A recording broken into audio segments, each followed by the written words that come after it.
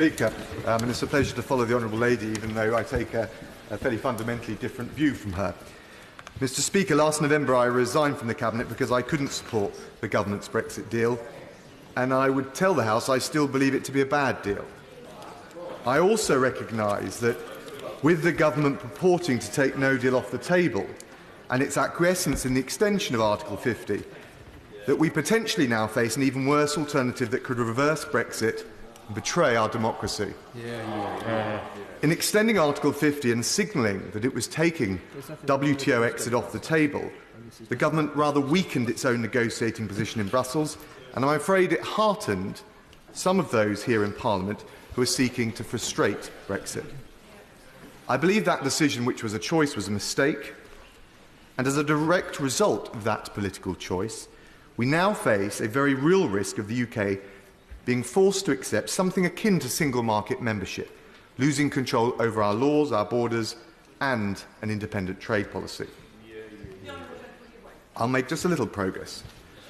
The course the government has taken gives rise to the very real concern that it would acquiesce in a further long extension, which on both sides of the Channel would be used to try and exhaust the UK into revoking Brexit altogether. That is something that I believe we must not entertain nor allow.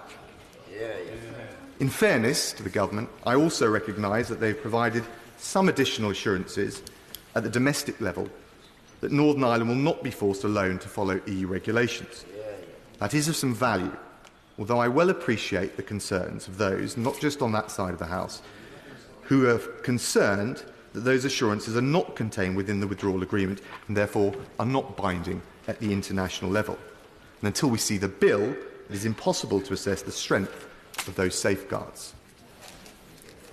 Mr. Speaker, beyond those assurances, the unilateral declaration, the joint instrument relating to the exit from the so-called backstop, do not change our international obligations, and frankly they offer scant political comfort either. In all of this, however frustrating, I believe we need to proceed with some realism. The choice now is between the risk of being held in the backstop by the EU for a period without being able to control our exit, and on the other hand, a significant risk of losing Brexit altogether. Neither are palatable. Both could have been avoided if the government had shown the requisite resolve and will.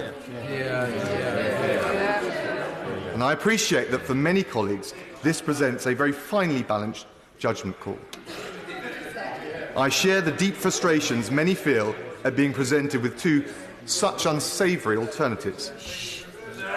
Mr. Speaker, anger is not a political strategy. And in this fast-moving and fluid landscape, I believe we must assess the specific and tangible decision before us at this point in time.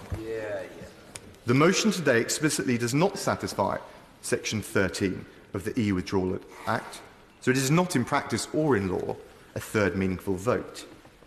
However, and I think the right honourable gentleman, the member for Leeds Central, made this point rather well.